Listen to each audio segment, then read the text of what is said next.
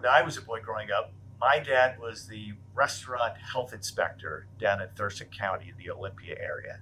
And foodborne illness was something that was always an issue in the house, whether it was us washing dishes as kids or going out to a restaurant and understanding the potential for foodborne illness and dangers associated with food products.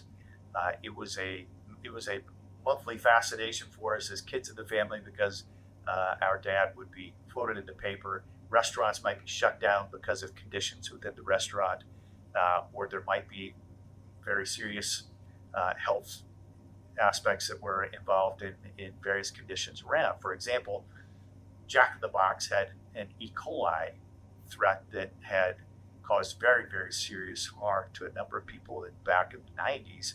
And our dad was involved in that because he was one of the first inspectors that was reporting undercooked hamburgers at Jack in the Box and other restaurants, and then the associated illnesses that had been investigated as part of that.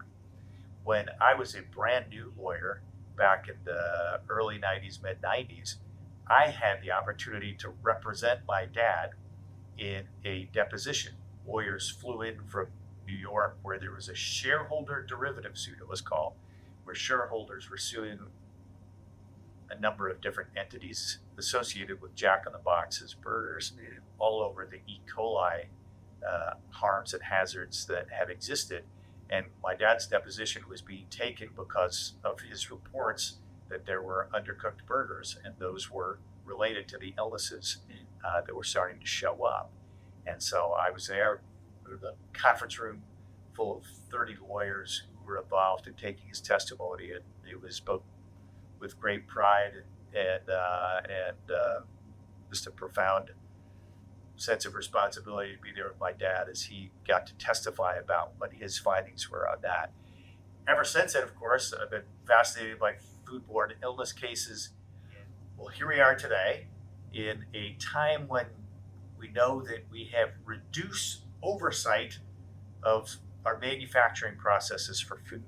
And by that, I mean that we know that we are reducing the number of people within the Food and Drug Administration, reducing people within the Department of Agriculture, and all of the various oversight agencies that we've created over decades and decades to help us make sure that our food products are safe.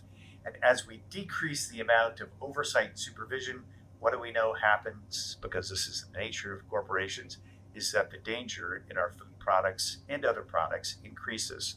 So we've created a website to help us track foodborne illness issues that are cropping up. We know that we see them more and more and more in the news, and I can guarantee you we'll see them at an ever increasing rate because, again, as the oversight drops, the dangers begin to increase. And it could be your ham that you're getting at the market. It could be eggs that you're buying at your favorite supermarket or food outlet. Pretty much anything that might be in your refrigerator. And I was here working this weekend getting ready for a trial. And it was yanking out salads, fresh salads, or at least seemingly fresh salads, and avocados. It might be your oranges. It might be your cheese snacks for your kids. All of these different things, of course, represent a potential peril if safety measures aren't taken.